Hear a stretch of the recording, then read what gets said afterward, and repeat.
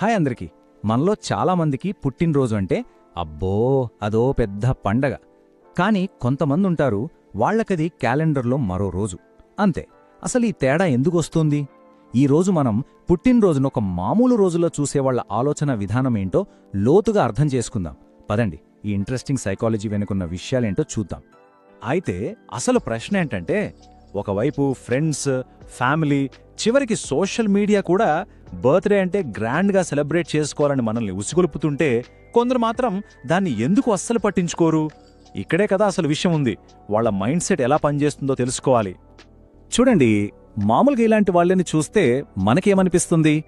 వీళ్లకి మన మీద ప్రేమ లేదేమో, లేకపోతే వీళ్ళు కొంచెం మొరటుగా ప్రవర్తిస్తున్నారేమో, కనీసం థ్యాంక్స్ కూడా చెప్పట్లేదు అనుకుంటాం. కానీ అసలు వాస్తవం అది కాదు. సైకాలజీ ప్రకారం ఇది వాళ్ళ క్యారెక్టర్ లోపం కాదు, అదొక చాలా స్పెషల్, డీప్ మైండ్ సెట్ అన్నమాట.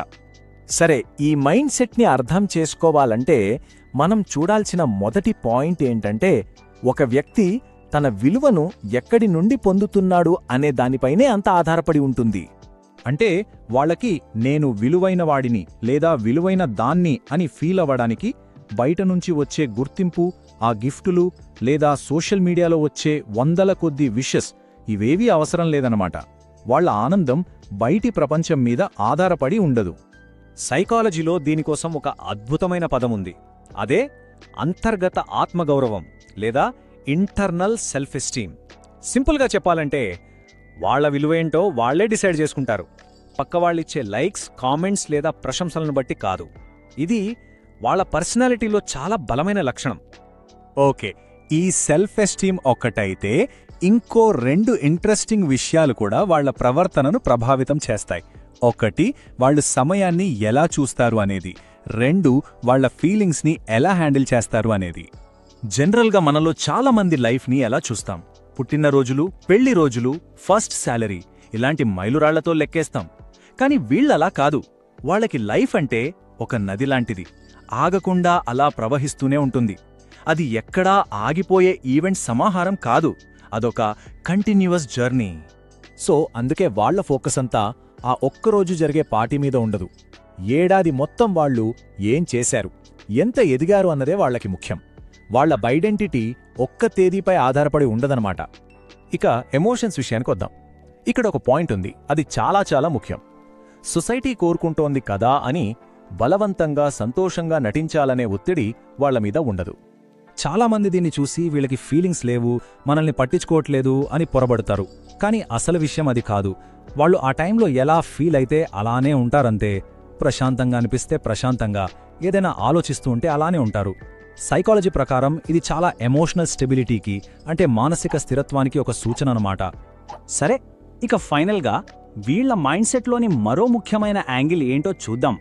అదేంటంటే, వీళ్ళు వేడుకల కంటే ఆత్మ పరిశీలనకు ఎక్కువ విలువ ఇస్తారు. వాళ్లకి పుట్టినరోజంటే నలుగురి అటెన్షన్ కోసం పార్టీలు చేసుకునే రోజు కాదు. అది వాళ్ల గురించి వాళ్లు ఆలోచించుకోవడానికి, గడిచిన ఏడాది ఎలా గడిచింది అని చూసుకోవడానికి దొరికిన ఒక సైలెంట్ మూమెంట్, ఒక పర్సనల్ టైం అన్నమాట. మరి ఈ ఆత్మ పరిశీలనలో ఏం చేస్తారు అంటే, తమ పర్సనల్ గ్రోత్ ఎలా ఉందో చూసుకుంటారు. చేసిన తప్పులేంటి, వాటి నుంచి ఏం నేర్చుకున్నాం అని గుర్తు చేసుకుంటారు. ఫ్యూచర్కి ఒక డైరెక్షన్ సెట్ చేసుకుంటారు. సింపుల్గా చెప్పాలంటే, నలుగురు చప్పట్ల కన్నా తమ పర్సనల్ ప్రోగ్రెస్కే వీళ్ళు ఎక్కువ విలువిస్తారు. ఓకే, సో ఇప్పటిదాకా మనం చూసిన పాయింట్స్ అన్నింటినీ కలిపి చూస్తే ఈ మైండ్ సెట్ వెనుకున్న అసలు సారాంశమేంటో మనకు క్లియర్గా అర్థమవుతుంది. చూడండి, ఈ మైండ్ సెట్కి 4 పిల్లర్స్ ఉన్నాయన్నమాట. 1, వాళ్ళ సెల్ఫ్ వర్త్ లోపల నుంచి రావడం. 2, టైంని ఒక కంటిన్యూయస్ ఫ్లోలా చూడటం. 3, ఎమోషన్స్ విషయంలో నిజాయితీగా ఉండటం. ఇక 4ది, పార్టీల కన్నా ఆత్మ పరిశీలనకే ఇంపార్టెన్స్ ఇవ్వడం. సో ఇప్పుడు మనకు అర్థమైంది కదా, మనం స్టార్టింగ్లో అనుకున్నట్టు ఇది వాళ్లలో కృతజ్ఞత లేకపోవడము, లేక వాళ్ళు మనల్ని దూరం పెడుతున్నారనో అస్సలు కాదు. ఆ అపోహలన్నీ తీసేయొచ్చు. అసలు పాయింట్ ఏంటంటే, ఇది కేవలం ఆ ఒక్కరోజు, ఆ క్షణాల కన్నా జీవితంలో ఉండే అర్థానికి, నిరంతర ఎదుగుదలకి ఎక్కువ విలువ ఇచ్చే ఒక మెచ్యూర్డ్ మైండ్ సెట్ అంతే. సరే, ఈ టాపిక్ ముగించే ముందు ఒక చిన్న ప్రశ్న. ఈ పుట్టినరోజులలాగే సొసైటీ మన మీద పెట్టే అంచనాలింకా ఏమున్నాయి? మనం వేటిని మళ్లీ ఒకసారి ఆలోచించాలి, ప్రశ్నించాలి. ఈ ప్రశ్నతో ఇవాళ్టికి ముగిస్తున్నాను. మరో ఇంట్రెస్టింగ్ విశ్లేషణతో మళ్ళీ కలుద్దాం.